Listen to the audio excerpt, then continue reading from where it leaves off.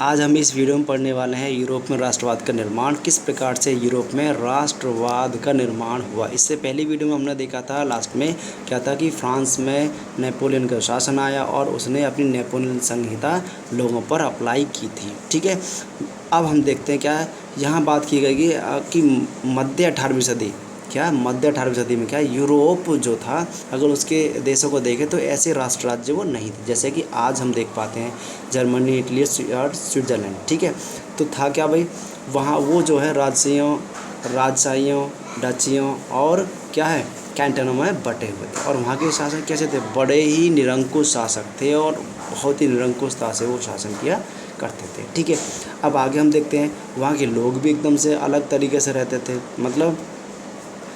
मतलब क्या था ये कि वो जो लोग थे वो किसी समान संस्कृति का अपने आप को भागीदार नहीं मानते थे और अक्सर भाषाएं वहाँ अलग अलग बोली जाती थी। विभिन्न जातीय समूहों के सदस्य भी बने हुए थे।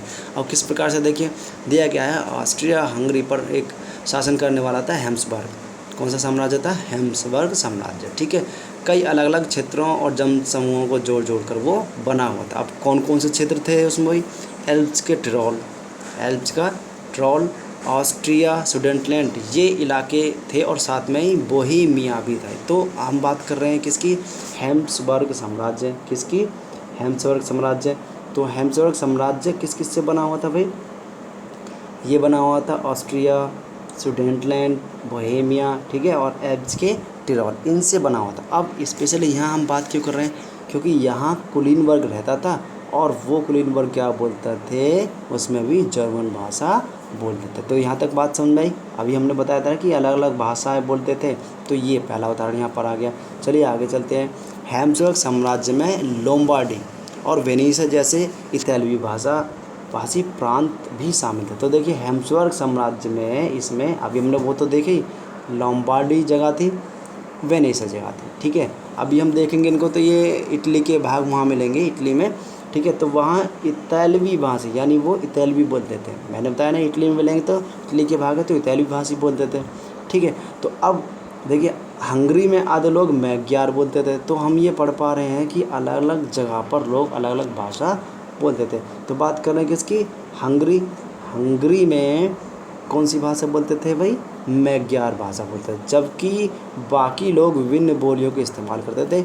अब देखिए गलीसिया, एक और आ रहा गलीसिया में कुलीन वर्ग पॉलिश भाषा बोलते। तो कितनी भाषाएं देखिए यहाँ पता चल रही हैं कि मैग्यार भाषा, पॉलिश भाषा, इतालवी भाषा और जर्मन भाषा। तो 4 प्रकार की भाषाओं के विषय में पता चला। इसके अलावा भी लोग विभिन्न प्रकार की भाषाओं को बोला करते थे। ठीक है, तो और आगे हम देखते हैं क्या है, इन प्रभावशाली समूहों के अलावा, इनके भी अलावा हैब्सबर्ग साम्राज्य की सीमा रेखाओं के भीतर भारी संख्या में खेती करने वाले लोग अधीन अवस्था में रहते थे। जैसे उत्तर में बोहेमियन और स्लोवाक, कार्निविया में स्लोवेंस, दक्षिण में क्रोएट तथा पूर्व की तरफ ट्रांसिल्वेनिया में रहने वाले राउंड लोग। तो अब देखिए क्या बताया गया है, इनके अलावा क्या है, हैब्सबर्ग साम्राज्य की सीमा में, ठीक है, क्या खेती करने वाले लोग बहुत ही रहते थे। और उनमें क्या है, उत्तर में कौन कौन से थे, उत्तरी भाषाओं में, उत्तरी ओर हम देखते हैं तो क्या है, उत्तरी दिशा में बोहेमियन और स्लोवाक।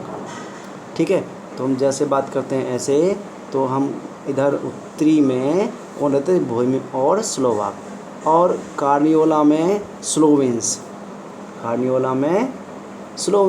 ठीक है, और दक्षिण में हम देखते हैं, दक्षिण में कौन से, क्रोएट। ठीक है, अब पूर्व की तरफ देखते हैं तो पूर्व की तरफ क्या बनते हैं, रहने वाले कौन से हैं, ट्रांसिल्वेनिया में पूर्व की तरफ एक जगह थी, वहाँ के रोमन लोग। तो ये अलग अलग लोगों के जो नाम हैं, अलग अलग उनकी जातियों के नाम हैं, वो यहाँ बताए गए हैं। ठीक है ना, तो हमने अभी यहाँ पर क्या देखा, अभी ये विभिन्नताएं देखी है, उनकी भाषा में विभिन्नता, रहने वाले लोग विभिन्नता, तो उनकी जो संस्कृति है वो भी अलग होगी। ऐसा फ़र्क राजनीतिक एकता को आसानी से बढ़ावा देने वाला नहीं था। इन तरह तरह के समूह को आपस में बांधने वाला था तो केवल सम्राट के प्रति निष्ठा थी। तो क्या बताया गया कि राजनीतिक एकता को आसानी से बढ़ावा देने वाला, मतलब ऐसा फ़र्क जो दिख रहा है क्या इससे राजनीतिक एकता को बढ़ावा मिल सकता था? नहीं। अगर हम इन सबको एक सूत्र में बांधें, एकता में बांधें, तो क्या क्या चाहिए था कि सम्राट के प्रति सबकी एक निष्ठा होनी चाहिए, ये चाहिए था। ठीक है। राष्ट्रवाद और राष्ट्र राज्य का विचार कैसे उभरा, ये अब हमें देखना है। राष्ट्रवाद और राष्ट्र राज्य का विचार कैसे उभरा, ये अब हम क्या है यहाँ देखेंगे। ठीक है। तो अभी तक कितनी विभिन्नताएं देखी हैं और हम कह रहे हैं कि यूरोप में राष्ट्रवाद का निर्माण। ठीक है। विभिन्नताओं के चलते राष्ट्रवाद का निर्माण होने वाला है और उसमें हुआ क्या है वो हमें जानना बहुत ज़रूरी है। तो कुलीन वर्ग और नया मध्य वर्ग, यहाँ पर हम पढ़ेंगे कुलीन वर्ग और नया मध्य वर्ग। तो कुलीन वर्ग देखिए समृद्धशाली है, तो ठीक है। अब कैसे समृद्धशाली, देखिए सामाजिक और राजनीतिक रूप से ज़मीन का मालिक कुलीन वर्ग यूरोपीय महाद्वीप का सबसे प्रभुत्वशाली वर्ग था। सबसे प्रभुत्वशाली वर्ग कौन सा था? कुलीन वर्ग। ठीक है। इस वर्ग के सदस्य एक साझा जीवन शैली में बंधे हुए थे जो क्षेत्रीय विभाजनों के आर पार व्याप्त थे। वे ग्रामीण इलाकों में जायदाद और शहरी हवेलियों की मालिक थे। तो भाई इनके विषय में क्या बताया गया है? इनके विषय में बताया गया है कि शहरी हवेलियों और क्या है ग्रामीण इलाकों में जायदाद के वो क्या थे? वो मालिक थे। तो कहा ना वो प्रबुद्धशाली। ठीक है। प्रभुशाली मतलब प्रभुत्वशाली और बहुत ही समृद्धशाली लोग थे। देखिए आगे जानते हैं उनके विषय में। उनके परिवार अक्सर वैवाहिक बंधनों से आपस में बंधे होते, जुड़े होते थे, मगर शक्तिशाली कुलीन वर्ग संख्या के लिहाज से छोटा था। देखिए एक बात यहाँ कही गई है, वे संख्या के हिसाब से बहुत कम थे। इसके बाद भी वो आपस में क्या है, उन्होंने वैवाहिक बंधन जो है वैवाहिक वो बना रखे थे। कौन से? वैवाहिक बंधन वो है बना रखे थे। ठीक है ना। तो अब हम जान पाएंगे भाई, अगर उसके बाद में बेशक वो क्या है थोड़े थे, छोटा समूह था लेकिन समृद्ध थे। क्या बात निकल के आई है? वो थोड़े थे लेकिन समृद्ध थे। जनसंख्या के अधिकांश लोग क्या थे? कृषक थे। पश्चिम में ज़्यादातर जमीन पर किराएदार और छोटे काश्तकार खेती करते, जबकि पूर्व और मध्य यूरोप में भूमि विशाल जागीरों में बटी थी जिस पर भूदास खेती करते थे। तो देखिए वो तो थोड़ी संख्या में थे, कुलीन वर्ग थोड़ी संख्या में थे, लेकिन जनसंख्या का अधिकृत जो भाग था वो क्या था? कृषक था, यानी किसान थे। और उनमें भी क्या देखिए पश्चिम में ज़्यादातर कैसे थे? किराएदार काश्तकार खेती किया करते थे। और मध्य यूरोप में हम बात करते हैं तो वहाँ जो विशाल जागीरों में ज़मीन बटी हुई थी और उसको भूदास क्या है, भूमि के जो दास मतलब वो खेती किया करते थे उस पर। ठीक है। तो अब यहाँ तक एक बात समझ में आ जाती है कि जो हम देख पा रहे हैं यहाँ पर वो ये है कि समृद्धशाली लोग कुलीन वर्ग, उनका जो हिस्सा है मतलब उनकी जो संख्या है वो क्या बहुत ही थोड़ी है। ठीक है। और जो बाकी लोग हैं ज़्यादातर अधिकांश हैं वो हैं कृषक, किसान हैं, खेती करने वाले लोग हैं। पश्चिम और मध्य यूरोप के हिस्सों में औद्योगिक उत्पादन और व्यापार में वृद्धि से शहरों का विकास और वाणिज्यिक वर्गों का उदय हुआ। किसका उदय हुआ भाई? वाणिज्यिक वर्गों का उदय हुआ है। किसके कारण हुआ है? व्यापार और औद्योगिक उत्पादन के कारण। किसके कारण? औद्योगिक उत्पादन और व्यापार कारण वाणिज्यिक वर्गों का उदय हुआ है। ठीक है। तो अब हम यहाँ से जान पाएंगे आगे, अस्तित्व बाजार के लिए उत्पादन पर मिटा था। मतलब क्या है? जिनका अस्तित्व क्या है? बाजार के लिए उत्पादन पर टिका था। इंग्लैंड में औद्योगिकरण 18वीं सदी के दूसरे भाग में आया, मगर फ्रांस और जर्मनी में कब आया था? 19वीं सदी के दौरान ही आया। तो एक बात देखिए यहाँ से निकल के आई कि इंग्लैंड में औद्योगिकरण जो था बहुत पहले आ गया था। कब आ गया था? वो 18वीं सदी में ही आ गया था, 18वीं सदी के भी आरंभ में ही आ गया था। लेकिन फ्रांस और जर्मनी में कब आया भाई? वो 19वीं सदी के दौरान आया है। ठीक है। मतलब इंग्लैंड पहले से समृद्धशाली हुआ था। ठीक है ना। तो हम आगे पढ़ेंगे। अब देखिए क्या है इसमें, इस प्रक्रिया के फलस्वरूप नए सामाजिक समूह अस्तित्व में आए और श्रमिक वर्ग के लोग, मध्य वर्ग जो उद्योगपतियों, व्यापारियों और सेवा क्षेत्र के लोगों से बने थे। तो क्या हुआ था भाई? अब इस प्रक्रिया के फलस्वरूप क्या हुआ? सामाजिक नए सामाजिक समूह अस्तित्व में आए। क्या आए? नए सामाजिक समूह अस्तित्व में आए। श्रमिक वर्ग के लोग और मध्य वर्ग जो उद्योगपतियों, व्यापारियों और सेवा क्षेत्र के लोग से बना था। कौन सा वर्ग समझ में आया, अस्तित्व में आया? सामाजिक समूह। ठीक है, और वो किस किस से बना हुआ था? श्रमिक वर्ग से और मध्य वर्ग से। किस किस से? श्रमिक और मध्य वर्ग। और उसमें कौन कौन से आया था मध्य वर्ग में? उद्योगपति आ जाते, व्यापारी आ जाते, सेवा क्षेत्र के लोग थे, ये आ जाते। तो अब नया समूह निकल के आया, कौन सा? सामाजिक समूह निकल के आया है। मध्य और पूर्वी यूरोप में इन समूहों का आकार 19वीं सदी के अंतिम दशक तक क्या था? छोटा था। मतलब मध्य पूर्व यूरोप में हम क्या करें, इन समूहों का आकार क्या है? बहुत छोटा था। मध्य क्या है, इनका आकार क्या है? बहुत छोटा था। कब तक? 19वीं सदी के अंतिम दशकों तक। तो 19वीं सदी के अंतिम दशक तक हम जब बात करेंगे तो मतलब कहाँ जाते हैं? 1880 1890 के आसपास में पहुंच जाते हैं। ठीक है, अब उदारवादी मध्य वर्गों के बीच राष्ट्रीय एकता के विचार लोकप्रिय हुए थे। तो देखिए एक बात यहाँ से निकल के आ जाती है, वो ये कि कुलीन विशेषाधिकारों की समाप्ति के बाद कौन उभर के आए? वो शिक्षित वर्ग और उदारवादी वर्ग। ठीक है, और इनमें क्या हुआ? एकता का विचार आया। ठीक है, और एकता का विचार आने से क्या है, इन्होंने राष्ट्रवाद के विचार को चारों ओर फैलाने का काम शुरू कर दिया। यहाँ तक समझ में आया ना आपको? चलो आगे अभी देखते हैं। अब पढ़ेंगे आगे। देखिए उदारवादी राष्ट्रवाद के क्या मायने थे। ठीक, उदारवादी राष्ट्रवाद के मायने क्या थे वो हम यहाँ जानने वाले हैं। तो उदारवादी देखिए किससे बना है? उदारवाद जो शब्द है वो लिबरलिज्म से बना है और ये लैटिन भाषा का शब्द है। ठीक है, मूल क्या है? लाइबर, और इसका अर्थ क्या हो जाता है? आज़ाद। क्या हो जाता है? आज़ाद। ठीक है, तो अब नए मध्य वर्ग के लिए उदारवाद का मतलब क्या था? व्यक्ति के लिए आज़ादी। क्या चाहिए भाई? नए जो मध्य वर्ग जो उभर कर आ रहे थे उनका मतलब था कि व्यक्ति के लिए क्या हो जानी चाहिए? आज़ादी। ठीक है ना, ये बात समझ में आई कि नए उदारवादों के जो राष्ट्रवाद के मायने थे वो ये चाहते थे कि व्यक्ति को क्या मिले? आज़ादी मिले भाई। ठीक है, और कानून के समक्ष क्या होने चाहिए? कानून के समक्ष बराबरी होनी चाहिए। ठीक है ना, वो ये चाहते थे। अब कानून के समक्ष बराबरी होनी चाहिए। शासन कौन सा? जो निरंकुश वाला शासन है वो क्या होना चाहिए? नष्ट होना चाहिए। और सरकार कैसी बननी चाहिए? सरकार बननी चाहिए सबकी सहमति पर। कैसी सरकार? सबकी सहमति पर सरकार बननी चाहिए, वो ये चाहते थे। ठीक है, निरंकुश शासन और आपका पादरी वर्ग के जो विशेष अधिकार होते थे वो इसको समाप्ति चाहते थे। और संविधान बनाने के वो क्या थे? पक्षधर थे। देखिए संविधान की यह बात निकल के आ रही है धीरे धीरे। ठीक है ना, तो 19वीं सदी के उदारवादी निजी संपत्ति स्वामित्व पर अनिवार्यता पर भी बल देते थे। तो उनमें ये बात भी थी कि निजी संपत्ति के स्वामित्व क्या है? होनी चाहिए। ठीक है, क्या है? निजी संपत्ति के स्वामित्व होना चाहिए। किसी के पास संपत्ति है तो उसका उस पर अधिकार जो होना चाहिए वो ये उस पर भी बल दिया करते थे। लेकिन यह जरूर नहीं था कि कानून के समक्ष बराबरी के विचार सबके लिए मताधिकार के पक्ष में था। किसके? मताधिकार के पक्ष में था। तो देखिए हमने ये पहले भी पढ़ा है। फ्रांस में जब हमने पढ़ा था कि भाई वहाँ बहुत जो है लोगों को समान और ये सब की बात की गई।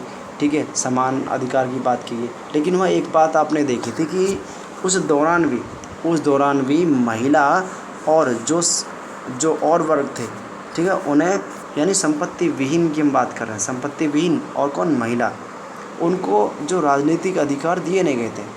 राजनीतिक अधिकार किनके पास थे? जो समृद्धशाली लोग थे। ठीक है, यही बात यहाँ पर भी चल रही थी।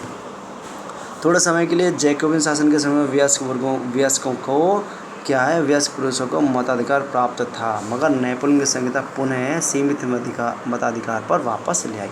देखिए जैकोबियन क्लब की बात आ गई। हमने बताया था जैकोबियन क्लब यूरोप में बनने लगे थे। ठीक है, और जैकोबियन का जो नेता था वो था कौन? मैक्सिमिलियन। ठीक है, मैक्सिमिलियन जो था। अब जब जैकोबियन क्लब के समय में, ठीक है ना, तो कुछ टाइम के लिए मताधिकार लोगों को कौन से? वयस्क मताधिकार मिलने लगे थे। लेकिन जब नेपोलियन आए तो उन्होंने फिर से अपना शासन जो है प्रजातंत्र को फिर से दोबारा कैसे कर दिया था, राजतंत्र में कर दिया था। ठीक है ना।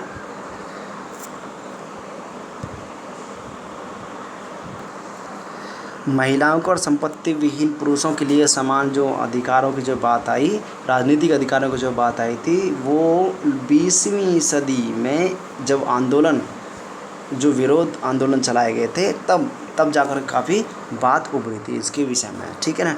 तो आर्थिक क्षेत्र में भाई ये जो उदारवाद लोग थे, आर्थिक क्षेत्र में क्या चाहते थे, बाजारों की मुक्ति, चीज़ों और जो पूंजी होती थी उनके आवागमन पर राज्य द्वारा नियंत्रण को ख़त्म करवाना ये चाहते थे। तो आर्थिक क्षेत्र, बाजार मुक्त होने चाहिए। ठीक है। दूसरा, जो चीज़ें हैं, पूंजी है, वो उनका आवागमन बगैर नियंत्रण के होना चाहिए, वो इसके पक्षधर थे। ठीक है। अब 19वीं सदी के दौरान में क्या हुआ, बढ़ते मध्य वर्ग की यह जोरदार मांग थी।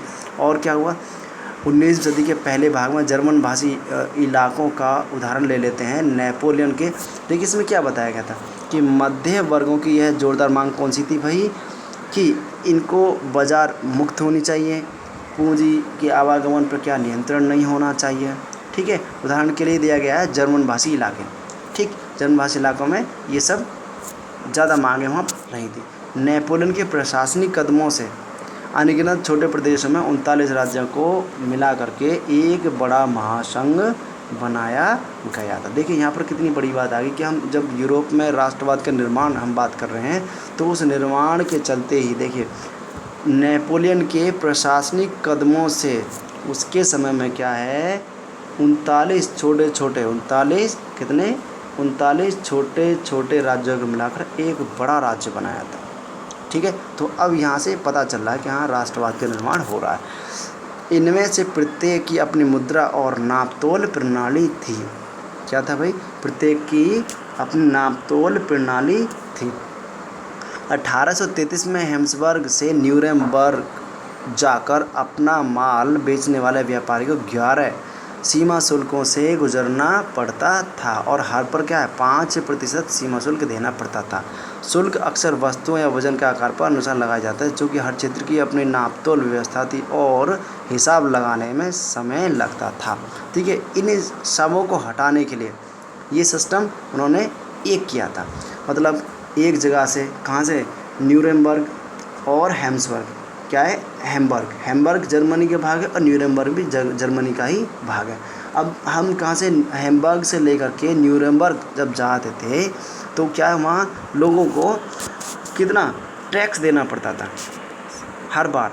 ठीक है। और वो भी कितना, 5% है। कितना, 5% टैक्स। और टैक्स किस प्रकार लिया जाता था, वस्तु के वजन, ठीक है, उसके आकार के अनुसार टैक्स लिया जाता था, क्योंकि हर क्षेत्र की अपनी नापतोल व्यवस्था थी। भाई दूसरे जो वहाँ का क्षेत्र था वहाँ पर कुछ और व्यवस्था होगी, तो उससे आगे में कुछ और व्यवस्था होते थे। तो वहाँ पर देखिए क्या दिया जाता था, अतः हिसाब लगाने में समय लगता था। मसलन कपड़े को नापने के लिए उन्होंने कौन सी चलाई, एले चलाई। क्या चलाई थी, एले। तो ये अब माप तोल के कुछ वो दिए गए हैं, ठीक है, पैमाने दिए गए हैं। कौन सा, एल है। ये कपड़े को नापने के लिए लंबाई जगह बदलने के साथ घटती थी, ठीक है, तो इसमें नापा जाता। अगर 1 एल कपड़ा फ्रैंकफर्ट में ख़रीदा जाता था तो उसकी लंबाई कितनी हो जाती है, 54.7 सेंटीमीटर हो जाती थी। ठीक है। मेंज में ख़रीदा है तो उसकी कितने हो जाते थे, 55.1 हो जाते। और न्यूरेमबर्ग में ख़रीदा है तो 65.6, और क्या है, फ्राइबर्ग में ख़रीदा है तो 53.5 सेंटीमीटर हो जाते। तो ये अलग अलग क्षेत्रों में ये जो माप है एल है, ये इसकी अलग अलग होती थी। ठीक है। नई वाणिज्यिक वर्ग ऐसे परिस्थितियों को आर्थिक विनिमय और विकास में बाधक मानते हुए एक ऐसे एकीकृत आर्थिक क्षेत्र के निर्माण के पक्ष में तर्क दे रहे थे, जहाँ वस्तुओं, लोग, पूंजी का आवागमन बाधा रहित हो। ठीक है, बाधा रहित हो, कोई बाधा नहीं होना चाहिए आवागमन पर। तो ये जो लोग थे, जो वाणिज्यिक वर्ग, अभी हमने बताया कौन कौन से थे लोग थे इस वाणिज्यिक वर्ग में, जो कृषक वर्ग थे और कुछ उभरते जो लोग थे, व्यापारी वर्ग जो थे, वो ये चाहते थे कि विनिमय, आर्थिक विनिमय, यानी एक जगह से दो जगह कोई वस्तु हम ले जा रहे हैं, ठीक है, तो उसमें क्या होना चाहिए, आवागमन में कोई भी बाधा नहीं होनी चाहिए, वो ये चाहते थे। ठीक है, तो 1834 में क्या है, शुल्क संघ क्या है, 1834 में एक शुल्क संघ बनाया गया। और कौन सा संघ बनाया गया 1834 में, वो संघ है जॉल वेराइन। क्या है, ये शुल्क संघ था, जो जितना भी शुल्क जो लिया जाता था तो उसके लिए क्या बनाया है, जॉल वेराइन एक संघ बनाया गया था। और कब बनाया गया था, जान लेंगे उसको 1834 में। ठीक है, और कहाँ, प्रेसा की पहल पर बनाया गया था। ठीक है, जिसमें अधिकांश जर्मन राज्य शामिल हो गए थे। इस संघ ने शुल्क अवरोधों को समाप्त कर दिया। भाई क्या किया था इसने, शुल्क अवरोधों को इसने समाप्त कर दिया। जो अलग अलग शुल्क लिए जाते थे उसको क्या इसने समाप्त कर दिया। और मुद्राओं की संख्या 2 कर दी। पहले कितनी थी, पहले 30 थी मुद्राएं, और संख्या अब कितनी कर दी इन्होंने, 2 कर दी। ठीक है ना। तो और क्या देखिए, और क्या हुआ, इसके अलावा रेलवे के जाल ने गतिशीलता बढ़ाई और आर्थिक हितों को राष्ट्रीयकरण का सहायक बनाया। तो अब रेलवे की भी बात आ गई, रेलवे का भी विकास हुआ, और उस विकास से क्या है, बहुत बड़ी गतिशीलता बढ़ी आर्थिक हितों में। क्या है, सामान को एक दूसरी जगह पर आराम से पहुंचाने जाने लगा, पर रेल का प्रयोग किया गया था। ठीक है ना। तो राष्ट्रवादी भावनाओं को आर्थिक राष्ट्रवाद की लहर ने मजबूत बनाया। तो एक बात यहाँ निकल के आती कि राष्ट्रवादी भावना जो कब मजबूत होनी, जब आर्थिक राष्ट्रवाद की बात आई। ठीक है ना। अभी और देखते हैं आगे क्या है इसमें। तो आर्थिक राष्ट्रवाद की वजह से इसकी जो लहर चली थी उससे व्यापक राष्ट्रवादी जो भावनाएं थी अब वो फैलने लगी थी। तो देखिए अब आगे देखते हैं क्या है, नया मोड़ आता है। वो है क्या कि 1815 में 1815 के बाद एक नया रूढ़िवाद। तो रूढ़िवाद और रूढ़िवाद है, देखिए है क्या ये वो लोग थे जो नेपोलियन की हार के बाद, ठीक है, ये चाहते थे, क्या चाहते थे कि जो भी परंपराएं पहले थी वो दोबारा से जैसी बन रहे हैं। मतलब राजतंत्र है, चर्च है, सामाजिक ऊंच नीच, संपत्ति परिवार को बनाए रखना, ये सब ये चाहते थे। ठीक है। तो इसके बाद में क्या हुआ, तो इनमें क्या है, ये चीज़ परंपराएं जो थी पहले ही बनना चाहते थे। अब नेपोलियन द्वारा शुरू किए गए परिवर्तनों से उन्होंने यह जान लिया था कि आधुनिकीकरण राजतंत्र जैसी पारंपरिक संस्थाएं को मजबूत बनाने में सक्षम था। तो आधुनिकीकरण क्या बताया उन्होंने, आधुनिकीकरण पर जोर दिया गया। ठीक है, और कहा कि ये आधुनिकीकरण जो है इससे पारंपरिक जो संस्थाएं हैं, ठीक है, उनको मजबूत बनाया जा सकता है। और क्या है, वह राज्य की ताकत को ज़्यादा कारगर और मजबूत बना सकता था। ठीक है, आधुनिक सेना होनी चाहिए, कुशल नौकरशाही होनी चाहिए, गतिशील अर्थव्यवस्था हो, सामंतवाद, ये सब वो चाहते थे। ठीक है, और इसके लिए क्या है, निरंकुश राजतंत्र को शक्ति प्रदान करना चाहते थे। मतलब दोबारा से जो राजतंत्र था वो ये चाहते थे। ठीक है, यहाँ तक समझ में आया। देखिए अब आगे क्या है, अब हम इम्पोर्टेंट टॉपिक है वो पढ़ने वाले हैं। वो है क्या, वियना की संधि।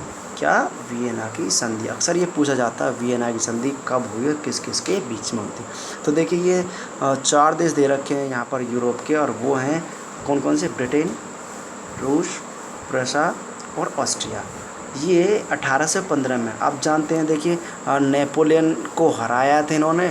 हराने के बाद में इन्होंने क्या है, मिल करके इनके प्रतिनिधि जो हैं वियना में मिले, और यही क्या कहलाते हैं, वियना की संधि कहलाती है। ठीक है, अब इसके प्रभाव भी बहुत पड़े थे, वो हमें जानना है। वियना में इन्होंने क्या क्या रखा था। देखिए पहले बात ये जान लेते हैं कि मेज़बानी किसने की, ऑस्ट्रिया का चांसलर था ड्यूक मैटरनिख। ये भी पूछा जाता है। ठीक है, तो 3-4 क्वेश्चन यहाँ से बन जाते हैं कि 1815 में हुई थी। ब्रिटेन, रूस, प्रूसिया और ऑस्ट्रिया इसमें थे, और जो इसका जो मेज़बानी जो कौन कर रहा था, वो ड्यूक मैटरनिख के द्वारा कर रहा था। तो अलग अलग प्रतिनिधि आए थे, जैसे हम जान पाएंगे। देखिए इंग्लैंड के लॉर्ड कैसलरे और लॉर्ड वेलेस्ली थे। कौन आए थे इंग्लैंड के, लॉर्ड कैसलरे और लॉर्ड वेलेस्ली। प्रूसिया के सम्राट फ्रेडरिक विलियम द्वितीय। ठीक है, रूस के कौन से, जार अलेक्जेंडर थे, और ऑस्ट्रिया के फ्रांसिस द्वितीय व मैटरनिख। और कौन थे, फ्रांस की बात भी इसमें आई है। फ्रांस के विदेश मंत्री तेलरा, पोप कार्डिनल सॉल्वी। ये नाम अलग दिए गए हैं, मैं आपको तब भी डिस्कस करा दे रहा हूँ। ठीक है, ये चारों देशों से दिए गए थे। ठीक, तो अब हम जान लेते हैं फ्रांस की क्रांति के दौरान हटाए गए बूर्बो वंश को सत्ता में बहाल किया गया और फ्रांस ने उन इलाकों को खो दिया जिन पर कब्जा नेपोलियन ने किया था। देखिए मेन बात क्या रही कि फ्रांस को बहुत ही बांध करके रखा गया। उसके जो नेपोलियन ने जो राज्य जीते थे वो उसको खोने पड़े, उसकी सीमाओं को बांध दिया गया ताकि वो भविष्य में क्या विस्तार ना करे।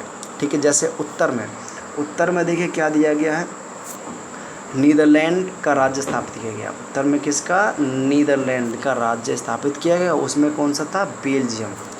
दक्षिण में पीडमेंट और जेनेवा को जोड़ दिया गया। क्या है, दक्षिण भाग में क्या है, पीडमेंट और जेनेवा को जोड़ा गया। ठीक है, प्रेसा को उसकी पश्चिमी सीमाओं पर महत्वपूर्ण इलाके दिए गए, जबकि ऑस्ट्रिया को उत्तरी इटली का नियंत्रण सौंपा गया। तो ऑस्ट्रिया, प्रेसा और क्या है इधर नीदरलैंड, ठीक है ना, इनसे क्या है बांध दिया गया पूरी तरह से फ्रांस को, क्योंकि वो विस्तार न कर पाए आगे। मगर नेपोलियन ने 39 राज्यों को जो जर्मन महासंघ स्थापित किया था उसे बरकरार रखा गया था। ये बात इम्पोर्टेंट रही कि 39 राज्यों से जो महासंघ बना था वो उसको नहीं तोड़ा गया, वो उसको बरकरार रखा गया था। ठीक है ना, जबकि प्रेसा को शैक्षणिक का एक हिस्सा प्रदान किया गया था।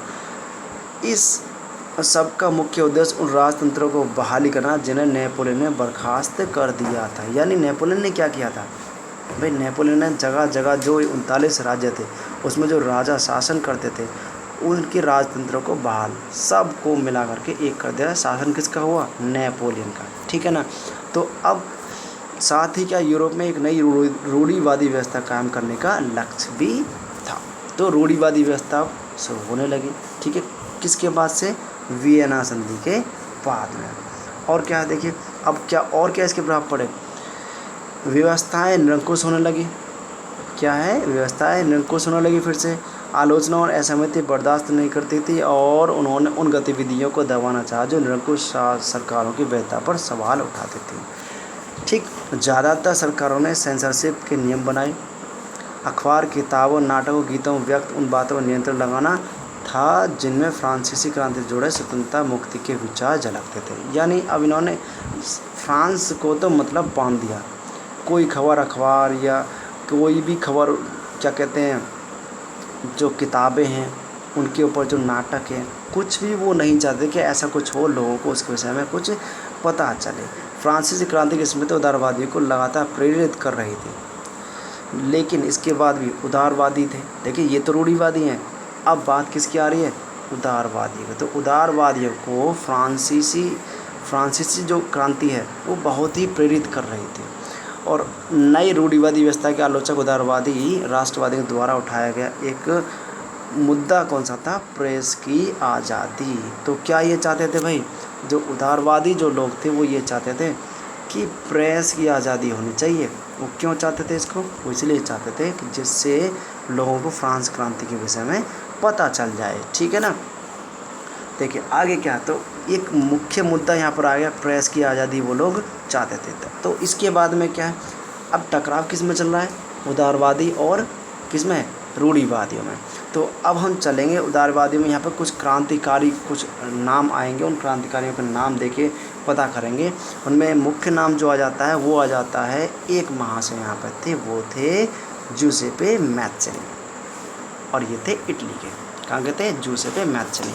इनका जन्म हुआ था जिनेवा में। ठीक है, एक गुप्त संगठन था, कौन सा, कार्बोनरी संगठन, उनके ये सदस्य थे। ठीक है ना, और क्या है, 24 साल की जो अवस्था में लिंगुरिया में क्रांति करने के लिए उनको क्या बहिष्कृत कर दिया गया था। तो ये नाम बहुत इम्पोर्टेंट है, तो आप जान लें इटली के थे जूसेपे मैत्सोनी। ठीक है, अब इन्होंने भी क्या किया, इन्होंने आज़ादी के लिए संघर्ष किया और राष्ट्र राज्य की स्थापना ये करना चाहते थे। और इसके लिए उन्होंने देखिए क्या किया था, 2 संगठन, बहुत बड़े संगठन बनाए। पहला था मार्सेई जगह में था यंग इटली और दूसरा बर्न में था यंग यूरोप। ठीक है ना, ये इन्होंने बनाए थे, जिसके सदस्य पोलैंड, फ्रांस, इटली, जर्मन राज्यों में समान विचार रखने वाले युवा। यानी इन्होंने क्या किया, युवा वर्ग को अपने साथ में जोड़ा, इसलिए इन्होंने बनाया यंग इटली और यंग यूरोप। कहाँ कहाँ के लोग, पोलैंड, फ्रांस, इटली और जर्मन। ठीक है, यहाँ तक बात समझ में आई। मैथनी का विश्वास क्या था कि ईश्वर की मर्जी के अनुसार राष्ट्र ही मनुष्यों की प्रकृति इकाई थी। अतः क्या इटली छोटे राज्यों और प्रदेशों के पैबंदों की तरह नहीं रह सकता। तो ये चाहते थे कि इटली जो है पैबंदों पर नहीं, उसमें क्या है कुछ स्वतंत्रता बने। तो ये क्रांतिकारी लोग यही काम कर रहे थे। तो इन्होंने जो मैथनी जो थे, इन्होंने यही काम किया था, लोगों को जोड़ा, अपने विचारधारणा उनको बताई, जिससे कि लोग क्या है क्रांति पर आ जाए। उसे जोड़कर राष्ट्रों के व्यापक गठबंधन के अंदर एक गणतंत्र बनाना ही इनका उद्देश्य था। क्या चाहते थे भाई, गणतंत्र। क्या चाहते थे, ये गणतंत्र बनाना चाहते थे। ठीक है ना। यह एकीकरण ही इटली की मुक्ति का आधार हो सकता है। मतलब भाई ये क्या काम कर रहे थे, ये लोगों का एकीकरण कर रहे थे। और क्यों कर रहे थे, कि इटली को मुक्त कराना है। क्या कराना है, इटली को मुक्त कराना है। अब उसके इस मॉडल की देखा देखी जर्मनी, फ्रांस, स्विट्जरलैंड और पोलैंड में गुप्त संगठन कायम होने लगे। तो मैथनी के विचार से, मैथनी के संगठनों से देख करके जर्मनी, फ्रांस, स्विट्जरलैंड और पोलैंड में भी गुप्त संगठन क्या है स्थापित होने लगे थे। ठीक है, यहाँ तक हमको ये समझ में आ गया क्या है। तो अब तक राष्ट्रवाद इनमें देशों में पहुँचने लगा है। और आगे हम अगला भाग पढ़ेंगे अगली वीडियो में, वो आएगा क्रांतियों का युग। ठीक है ना, यहाँ तक